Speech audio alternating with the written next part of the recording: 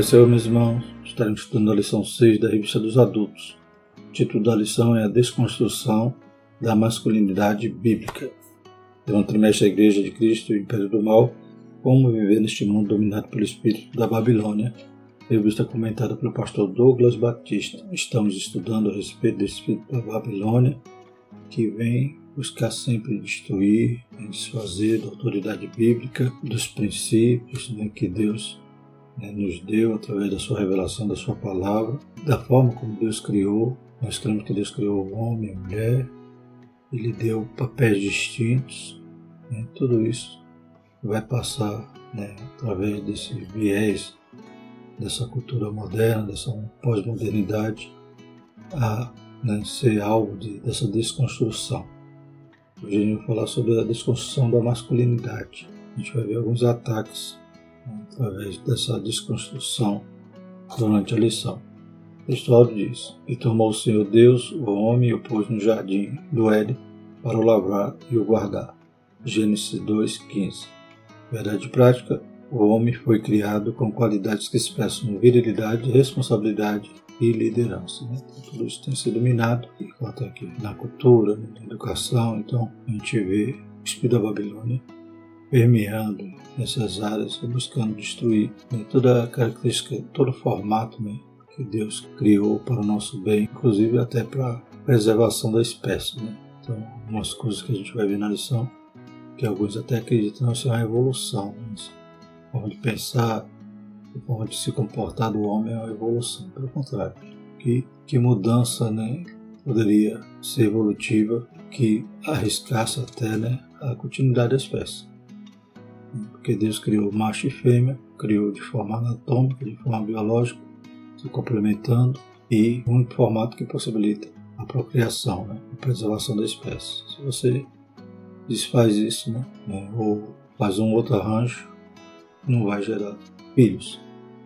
Então, ainda que alguém pensasse que a humanidade tem que caminhar por esse caminho, era como se a própria raça humana desse tiro no pé e dissesse: daqui para frente vamos nos extinguir.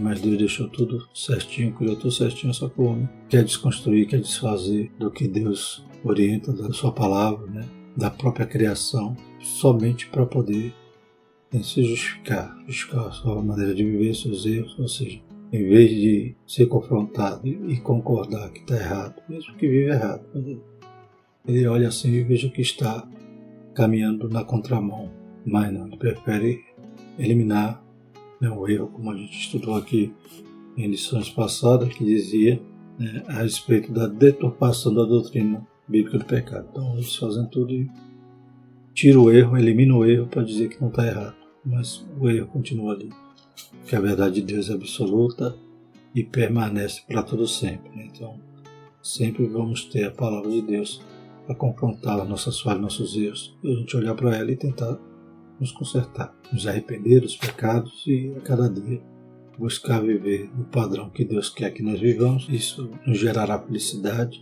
nesta vida e no porvir ainda tem a eternidade com Deus. Glórias a Deus. Se entrarmos pela porta do arrependimento, da salvação que Cristo dá e de uma vida em santidade. Louvado seja o nome do Senhor. Os objetivos da nossa lição são mostrar que a masculinidade bíblica provém da criação divina e que suas características passam pela provisão e proteção da família. Destacar que a erosão da masculinidade tem a ver com a apologia à homossexualidade e com a negligência da responsabilidade masculina. E enfatizar a imagem de Boaz como símbolo de uma masculinidade bíblica e equilibrada. Então a gente vai usar aqui esse texto de Ruth, falando sobre Boaz, mostrando ali as características de uma masculinidade bíblica. Então vamos fazer a leitura do texto bíblico que se encontra em Ruth, capítulo 4, versículos 7 a 12. Havia, pois, já de muito tempo esse costume em Israel, quanto à remissão e contrato, para confirmar todo o negócio, que o homem descalçava o sapato e o dava ao seu próximo. Isto era por testemunho em Israel. Disse, pois, o remidor a Boaz: Toma-o para ti, e descalçou o sapato. Então Boaz disse aos anciãos e a todo o povo: Sois hoje testemunha de que tomei tudo quanto foi de Elimeleque e de Quilion e de Malom, da mão de Noemi, e de que também tomo por mulher a Ruth, a Moabita, que foi mulher de Malom, para suscitar o nome do falecido sobre a sua herdade, para que o nome do falecido não seja desarraigado dentre seus irmãos e da porta do seu lugar. Disto sois hoje testemunha. E todo o povo que estava na porta e os anciãos disseram: somos testemunha. O Senhor faça a esta mulher que entra na tua casa como a Raquel e como a Léia, que ambas edificaram a casa de Israel. E há-te já valorosamente em prata, e faze-te nome afanado em Belém. E seja a tua casa como a casa de Pérez, que Tamar teve de Judá, da semente que o Senhor te der desta moça. A introdução da nossa lição diz: o conceito progressista de ruptura dos padrões bíblicos atua na desconstrução da masculinidade. Assim, os marcos judaico-cristãos do papel do homem são questionados. Nesse contexto, a masculinidade é relativizada e o modelo bíblico de homem desconstruído. Nessa lição apresentaremos o mandato divino para o homem, as ofensivas de desmasculinização e o exemplo de masculinidade bíblica que Deus requer do homem cristão. Então, os padrões bíblicos, o modelo que Deus cria, que Deus nos orienta, é sempre o melhor. A gente vai ver aqui que quando negligenciamos todo esse aspecto, toda essa orientação de Deus, acaba sofrendo de alguma parte. Uma família, como veremos aqui, em que o marido não está cumprindo a sua função de homem, como diz a palavra do Senhor, acaba fazendo sofrer, acaba sua esposa perdendo essa proteção, essa condição de estar segura, de estar sendo provida, ou acaba às vezes assumindo uma liderança porque o marido não está atendendo o seu lado. Então a gente vai ver que o diabo vai minando, vai através da cultura, trazendo aspectos de um homem moderno, que é um homem que é diferente do que a Bíblia está. E além de tudo isso, ainda existe também, como veremos aqui, a questão da homossexualidade, que aí vai distorcer totalmente. Há também o marxismo cultural, que vai dizer que todos os padrões bíblicos são opressores. Então, o homem é opressor porque ele é o cabeça da casa, então ele não pode ser assim. Então, a Bíblia é opressora, um pai é opressor porque dá um carrinho para um filho, está oprimindo o filho para ele se tornar um homem. A mãe é opressora porque dá uma boneca à filha, porque a mãe está forçando a menina a se tornar mulher. Então, a gente vê que essa cultura pós-moderna vai sempre atacar os padrões bíblicos, vai dizer que somos opressores. A gente vai ver aqui na lição que o marido, no seu papel, na sua função, de forma alguma ele vai oprimir a sua mulher. Pelo contrário, ele vai ter que ter um amor sacrificial como Cristo amou a igreja. Eu quero que algum desses que se levantam com essas bandeiras, com esses ensinos progressistas, diga que Cristo é opressor. Cristo é a cabeça da igreja. Mas ele não é opressor, pelo contrário, ele deu a vida para a igreja. Então como é que podemos dizer que a Bíblia traz um ensino opressor se ela ensina que o marido tem que fazer como Cristo? Vamos dizer que Deus é opressor, vamos dizer inúmeras coisas dessa forma. Tudo para desconstruir. Tudo que está na Bíblia é errado, tem que ser abolido. Como uma vereadora, um tempo atrás, aqui na capital do estado que eu moro, em Aracaju, ela disse lá no palanque que abominava a família tradicional. Ainda que ela não tenha uma família tradicional, que ela abominava, porque ela vai contra, porque ela quer atacar. Ela é uma família lá, o pai, a mãe, os filhos, faz algum mal a ela. Então, infelizmente, a gente vive nesse período de militância, que as pessoas querem atacar todo o padrão, toda a cultura judaico-cristã que foi a base da nossa sociedade. Quando surgia esse pensamento na Europa dizendo que Deus está morto, que Nietzsche dizia, mas na realidade ele era uma crítica dizendo que se Deus está morto, a sociedade vai ruir, vai se acabar. Então a gente carece de Deus, a gente carece dos padrões bíblicos para que a sociedade possa permanecer, possa prosperar, realmente possa progredir. Mas os ensinos progressistas querem que a sociedade cada vez mais decomponha, cada vez mais entre em erosão, como a gente vai ver aqui, que a masculinidade também está em erosão. Primeiro tópico, a masculinidade bíblica. Primeiro subtópico, a criação divina do ser humano. Deus é o criador de todas as coisas nos céus, na terra e no mar. A Escritura registra que ele criou o ser humano e o definiu pelo sexo, macho e fêmea, homem e mulher. Essa diferenciação visa ao complemento mútuo da união conjugal, e é o desempenho dos papéis divinamente designados a cada um. 1 Coríntios 11 e 12. Desse modo, pode-se afirmar que nenhuma outra criatura foi feita como o ser humano. Os peixes, as aves e todos os outros animais foram produzidos segundo a sua espécie. Gênesis 1, 21, 24 e 25. Entretanto, ao criar o ser humano, Deus fez olhando para si mesmo. Isso é sua própria imagem e semelhança. Gênesis 1, 26. Por conseguinte, o ser humano é considerado a coroa da criação. Então, Deus criou o homem com sua própria mão, passamos o homem a nossa imagem e semelhança. E ele cria de forma singular, A criação do homem é diferente de todos os outros seres. Glórias a Deus, sua imagem e semelhança. E ele cria macho e fêmea. Louvado seja o nome do Senhor. Homem e mulher. Ele cria com essa diferenciação biológica, anatômica. Louvado seja o nome do Senhor, e que se complementa para que possa gerar uma nova vida. E ele dá a ordem, crescer e multiplicar. Interessante que hoje já não existe mais documento dizendo qual é o sexo, já dizem qual é o gênero. Na realidade, de sexo só tem dois, macho e fêmea, masculino e feminino. Mas quando eles usam o termo gênero, ali é uma estratégia, uma semântica, para que eles possam diluir todo o conceito, para que eles possam dizer que gênero é uma coisa, sexo é outra. Mas nós, conforme a palavra de Deus, tem que usar esses termos mesmo. Qual o sexo, masculino e feminino. E não gênero. Gênero é uma armadilha dessa cultura diabólica que quer fazer com que seja algo não binário, não macho e fêmea, mas que eles incluam, insiram nos outros, enganando. Porque biologicamente só existem os dois. Inclusive, vai ver aqui na lição que hoje eles querem dizer que as pessoas nascem neutras, sem gênero, Sexo tem que ter, ou macho ou fêmea. Mas usam a semântica, mais uma vez, e dizem que nasce sem gênero. Antigamente dizia que já nascia gay. Já mudaram esse discurso, porque a ciência já provou que não existe esse gene gay. Ninguém nasce gay.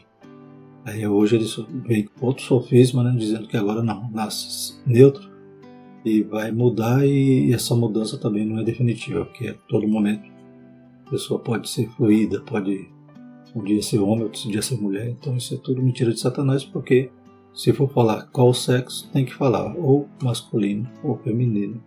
Biologicamente só tem esses dois. Mas na esfera do ideário, da mente, das ideologias, se cria lex para poder justificar o comportamento, a maneira de viver e desconstruir todos os princípios bíblicos, inclusive, como já falamos, em prol da forma como Deus criou. É a única forma que funciona a continuidade da espécie humana. Segundo, característica da masculinidade. As escrituras revelam um conjunto de características do papel do homem na história, bem como segundo a sua constituição biológica. Ao criar o homem, Deus lhe confiou duas tarefas primárias e essenciais: cultivar e guardar. Esses dois termos resumem o mandato divino para o comportamento masculino. Significa que as funções de provedor e protetor são próprias da natureza do homem. Então, fisicamente, Deus constitui o homem de forma diferenciada da mulher. Ele diz que a mulher é o vaso mais fraco. Então, Deus também constituiu papéis ou funções próprias ao homem, ao masculino. E quando Deus orienta ali Adão, cultivar e guardar, então ele ia ser o provedor e ia ser o protetor. Se guardar não quer dizer você guarde o que cultivou, não. Guardar quer dizer você tomar conta. Então Deus dá essas atribuições ao homem. Nesse sentido, Paulo ratifica que cabe ao homem proteger sua esposa e família, bem como prover-lhe uma vida digna. Então, esses são os modelos bíblicos. Hoje a sociedade vai desconstruindo ou vai fazendo diferente e acaba sempre havendo sofrimento. Ressalta-se que a masculinidade bíblica enaltece o amor e o cuidado em relação à mulher, e que o machismo a inferioriza e a desonra. Nesse aspecto, a Bíblia ensina ao homem a honrar a mulher com toda a dignidade. Então, cuidar dela como um vaso mais fraco, honrá-la, como a gente já falou em lição passada, o machismo, ele diz que a mulher vem atrás, O feminismo quer colocar agora a mulher na frente e o homem vem atrás. Mas a Bíblia coloca a mulher como adjutora, aquela que aparece perante ele, aquela que foi criada da costela, do lado. Então não está nem na frente nem atrás, está debaixo da proteção do homem.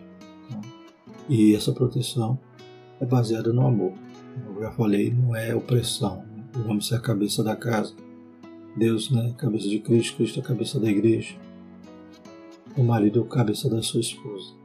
Todas essas funções são amorosas e baseadas, né, no amor sacrificial, como já falamos. Paulo orienta o marido a ter esse amor semelhante de Cristo. A mulher é submissa ao marido, respeita, honra, e o marido tem que amar de forma sacrificial, né, a ponto até de dar sua vida no lugar dela, né? Como Cristo fez com a igreja. Terceiro subtópico é a liderança masculina. Deus confiou ao homem a responsabilidade da liderança.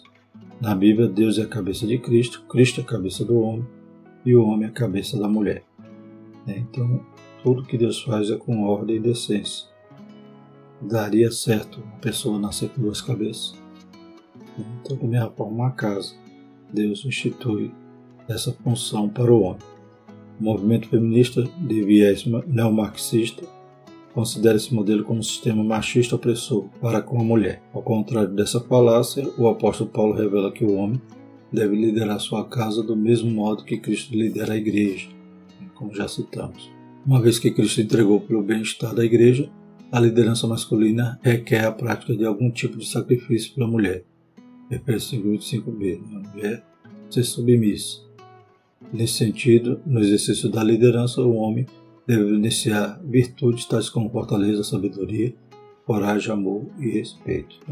Então, cada um com seu papel. Os filhos não têm que ser submissos à sua mãe ou ao seu pai, honrar pai e mãe, como diz a palavra do Senhor. Então, são funções exercidas baseadas no amor, no respeito e não por força e violência. Pelo contrário, o que não dá certo é todo mundo mandar. Os filhos mandar no pai, a mãe mandar no pai. Então, tem como ter mais de uma cabeça. Da mesma forma como a igreja, qual é a cabeça da igreja? Cristo. Também não pode ter outras cabeças. Então, é ordem, papéis distintos, conforme Deus criou, que para aqueles que vão querer desconstruir vai dizer que é opressor. Mas como já falei, até uma mãe é opressora, segundo eles, se a mãe estiver dando um vestido rosa para sua filha, Ela está oprimindo a filha, porque a filha nasce neutra, não tem sexo. Ela ainda vai decidir se vai ser homem, se vai ser mulher, segundo os ensinos deles. Todos os papéis, todos os princípios bíblicos para eles são opressores. A própria Bíblia é opressor, como o marxismo, na sua origem, com pressupostos ateus. Então isso se reflete também nessas modernas ideologias. Deus, para eles, tem que ser abolido. Deus tem misericórdia, vai atacando assim por parte, e ataca também essa característica que estamos estudando nessa lição, a masculinidade. Na próxima lição a gente vai falar sobre a desconstrução da feminilidade. A gente vai ver mais ataques que o espírito da Babilônia tem inferido, contra as famílias, contra a igreja, contra a própria sociedade, contra a humanidade. Segundo tópico, a erosão da masculinidade. Quais são os ataques, quais são as investidas que têm ocasionado essa erosão? A erosão é quando vai gastando, vai desfazendo, como acontece no solo, E planta, daqui a pouco vem muitas chuvas e vai desconstruindo ali aquele terreno a ponto de você não poder nem plantar mais. O primeiro subtópico é a apologia à homossexualidade. Em tempos pós-modernos, a ideologia de gênero faz contínuas investidas de legitimação da homossexualidade. Esse conceito ignora as características físicas e biológicas, Então, por isso que não usam o termo sexo. Qual é o sexo da criança? Vão agora, de forma estratégica, usar a semântica, então gênero. Gênero não tem nada a ver com isso. É realmente certo era dizer qual é o sexo, mas eles trocam a palavra para poder fluírem com outros significados. Alegando que o ser humano nasce sexualmente neutro. Esta concepção invalida a criação divina da raça humana como ser binário, masculino e feminino. Ensina que a identidade de gênero e a orientação sexual independem da anatomia do corpo. Assim, não aceita que os órgãos do sistema reprodutor humano sirvam de parâmetro para a sexualidade. Como consequência, a sexualidade antinatural é incentivada. Romanos 1:26-27. Disso decorre uma crise de comportamento masculino no tempo presente. Então, eles usam essa estratégia da semântica, mais uma vez volto a dizer, e desconhece que existe a característica biológica, anatômica, os órgãos masculino e feminino, os órgãos sexuais, eles desprezam tudo isso. Então, há para eles então, a identidade de gênero, que só vai ser conhecida depois, completamente antinatural, completamente fora do que a própria ciência mostra, e ainda vai ter orientação. Então, essa orientação sexual daqui a pouco é L, daqui a pouco é G, daqui a pouco é B. Então, cada hora é uma letra, aquela sigla que não para de crescer. É um guarda-chuva que eles criaram. Até tem os fluidos que vai e vem, que é uma coisa, um dia é uma coisa, outro dia é outra. E a gente sabe que isso aí, né, a fonte desses pensamentos dessa ideologia não é do céu, né? Pode ser de outro lugar. Que Deus tenha misericórdia que as pessoas reconheçam, né, olhando para a Bíblia, os seus pecados. A Bíblia diz, né, que no céu não entrará.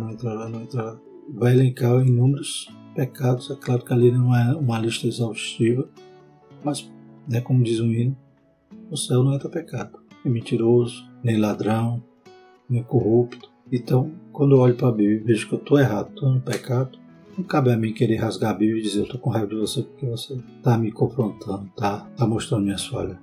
Cabe a mim dizer, estou errado, eu tenho que me consertar. Eu não tenho força para me consertar, mas eu tenho que me consertar. E se eu conhecer Jesus, Jesus é o caminho, a verdade e a vida. Ele que perdoa todos os nossos pecados.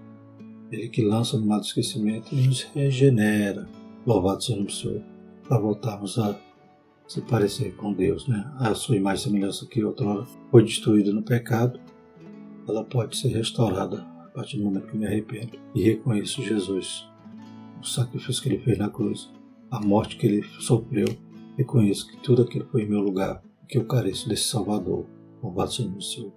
E vou obedecê-lo, vou segui-lo, para poder um dia chegar no céu. Se eu não quiser isso, continuo vivendo no pecado. Mas de forma alguma eu vou poder dizer que quem está errado é a Bíblia. Quem está errado sou eu e acabou. Segundo subtópico, responsabilidade negligenciada. Em virtude da relativização da masculinidade, o modelo bíblico conhecido sendo abandonado. Tem aquele modelo, tem os papéis que o homem deve exercer, sua função, sua liderança. Isso está sendo relativizado. Então os homens modernos já não pensam mais assim. Então, a identidade masculina, que deveria estar associada à virilidade, a capacidade de prover e proteger a família é substituída por indivíduos de duplo ânimo, vacilantes, inconsequentes. Tiago 1,8. Uma parcela é incapaz de sustentar sua própria casa, não pelo desemprego, mas pela aversão ao trabalho. Os efeitos desse comportamento resultam em inúmeros casos de desajustes familiares e divórcio.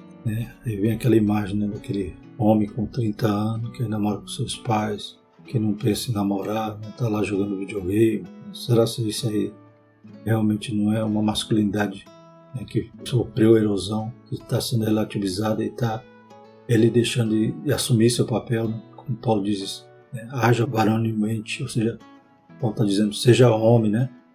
Então não está faltando essa posição, essa responsabilidade, né, de casar, ter uma família, sustentar, como aqui na lição diz.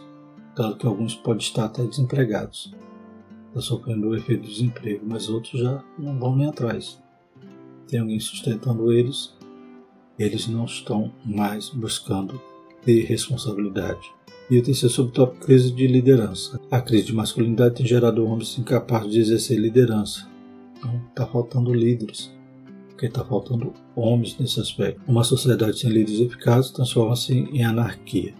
No período do profeta Ezequiel, Jerusalém estava imersa na corrupção, fraudes, mentiras, opressão, extorsão, imoralidade, injustiça e violência. Ezequiel 22, 2-13. Deus revelou ao profeta que uma das causas do prejuízo iminente era a crise de liderança. Ele procurava alguém para reverter a situação. Ezequiel 22, 30. Nesse caso, Deus ainda procura esse tipo de homem na atualidade, né? Então, Deus procurava alguém que estivesse tapando a brecha, que estivesse tapando o muro, ou seja, alguém que estivesse disposto a liderar, mas Deus não encontrou. A consequência era a anarquia, né? Essa Jerusalém, né, estava imersa em corrupção, fraude, mentira. Tinha líderes, tinha os maus líderes, os falsos líderes, falsos mestres, falsos profetas, né, que em vez de ajudar a nação só fazia corrompê-la cada vez mais. E não é diferente hoje, né?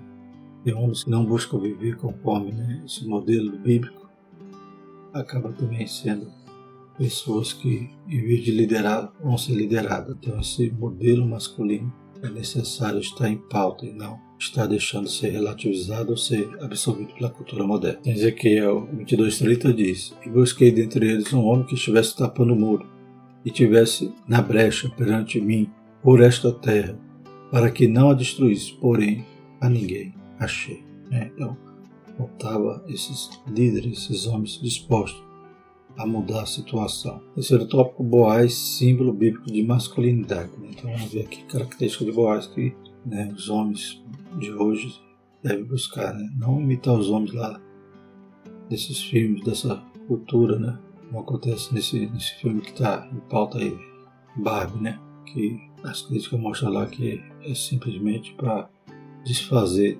completamente da masculinidade, inclusive a questão da opressão, os brinquedos femininos promovem nas meninas. Então, e lá parece, alguma crítica diz que tem uma cena lá que as meninas se libertam disso para se parecer com a tal Barbie. E os homens lá são os Zé Mané, Então é isso que a sociedade quer imprimir nos homens modernos, que Deus nos livre, que a gente vá para a Bíblia, que é melhor. Glórias a Deus. Então, primeiro subtópico, modelo de generosidade. Boaz é um grande símbolo de masculinidade bíblica. Ele era um parente de Elimeleque, o falecido esposo de Noemi. Esta perderam o marido, os filhos e ficaram apenas com a moabita Ruth, uma de suas noras, também viúva e sem filhos. Para sobreviver, Ruth foi trabalhar no campo de Boaz. Ao saber que Ruth deixara a sua terra para apoiar a sogra, Boaz a tratou com generosidade. Ruth 2, 11 e 12.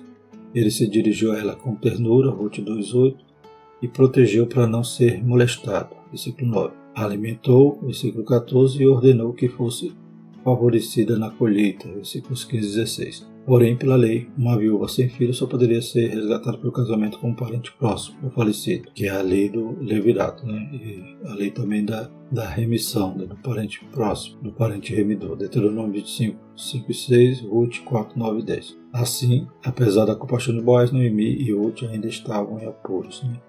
Então havia Ruth, que era viúva, havia Noemi, que era viúva, já estavam sem as suas propriedades, mas havia esse aspecto da lei.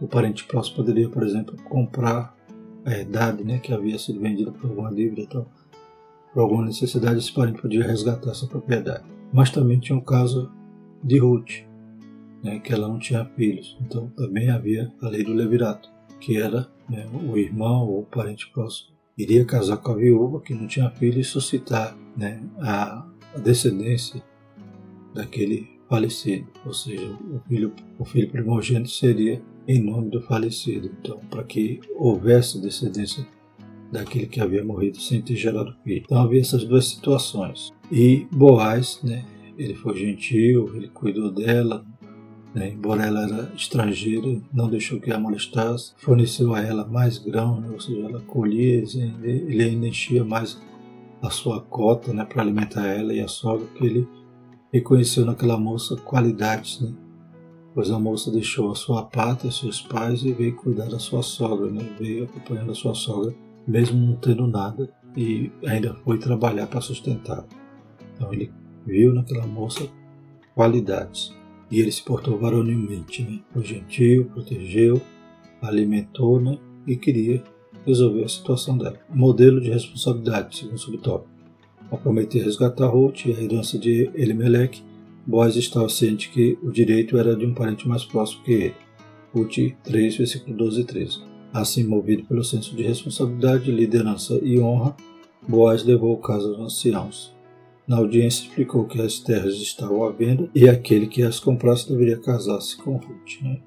Então ele conversa com o parente remidor que era mais próximo do que ele e ele se interessa em comprar as terras, mas não queria casar com Ruth porque ia ter que gerar outros filhos e a herança dele está em risco de ser repartida com outros filhos. Então acaba ele cedendo o direito para Boaz. E Boaz queria resolver a situação de toda forma. Ia assistir Noemi comprando a sua herdade e assistir Ruth casando com ela e suscitando a descendência de seu marido. O parente que tinha a primazia autorizou Boaz a comprar as terras e se casar com a moabita.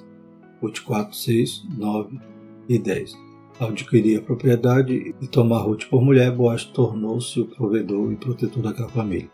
Ruth 4, 13 a 16. O casal gerou Obed, avô do rei Davi, de cuja linhagem nasceu o Cristo. Ruth 4, 22, Mateus 1, 5, 6 e 16. Boaz é símbolo de masculinidade, enquanto marido, pai e líder exemplar. Né? Ele foi um líder, né? Levou aquele caso aos anciãos, né? E conversou com o outro parente, né? Ele assumiu aquela responsabilidade, então foi um bom marido, um provedor, e Deus abençoou, né? Da sua linhagem. Então vai sair Obed, avô de Davi, Obed que é pai de Jessé é pai de Davi, e além disso ele faz parte da genealogia de Jesus. Então Ruth honrou Noemi, Boaz honrou Ruth e Deus honrou Boaz, né? Louvado seja o Senhor. Então esse foi o modelo que o autor elencou da Bíblia, né? O modelo de masculinidade de um homem cristão, né? Então é isso que não deve ser desconstruído de forma nenhuma. O diabo quer fazer assim, quer desfazer de homens de verdade, mas a Bíblia nos dá a direção certa. Concluindo, Deus criou o ser humano com dois gêneros, masculino e feminino. Gênesis 1:27. Por isso a diferenciação dos sexos é um princípio determinado pela criação divina. Nesse sentido, a masculinidade é um conjunto de atributos e funções inerente ao homem. Já a desmasculinização decorre da inversão dos papéis do homem na sexualidade, na liderança e na prática dos seus deveres. A masculinidade bíblica exige o autocontrole, sacrifício e firmeza de caráter no encargo de suas tarefas. Nesse aspecto, a sociedade, a família e a igreja esperam que homens que honrem a sua masculinidade exerçam o papel e Deus os vocacionou a desempenhar-se. Bendito é o nome do Senhor, né? Glórias a Deus. Então sigamos o modelo bíblico, que é o modelo que pode gerar proteção, satisfação, felicidade a uma família. Glórias a Deus. E uma sociedade, pois terão homens de verdade, capazes também de liderar, louvado com responsabilidade. Glórias a Deus. Vamos orar na próxima lição, então, a desconstrução da feminilidade bíblica. Maravilhoso eterno Deus, te louvamos, te agradecemos, Pai, pela tua palavra, por essa lição abençoada. Nos ajuda, Pai, que nós estejamos alerta, Pai, tendo discernimento para contemplar toda a ação do inimigo, Pai, contra, Pai, aleluia, os princípios bíblicos, contra, Senhor Jesus, todo o modelo que o Senhor tem criado, aleluia, para a nossa preservação, para a nossa felicidade. Deus poderoso e santo, abençoa a tua igreja, desperta-nos, Pai, nos livra do mal, seja tão mal, Pai. Maranata, Senhor, ora vem, Senhor Jesus. Nos ajuda, continua abençoando a escola dominical, em nome de Jesus. Amém. Que a graça do nosso Senhor e o amor de Deus, a comunhão do Espírito Santo permaneça sobre nós, hoje e eternamente. Amém.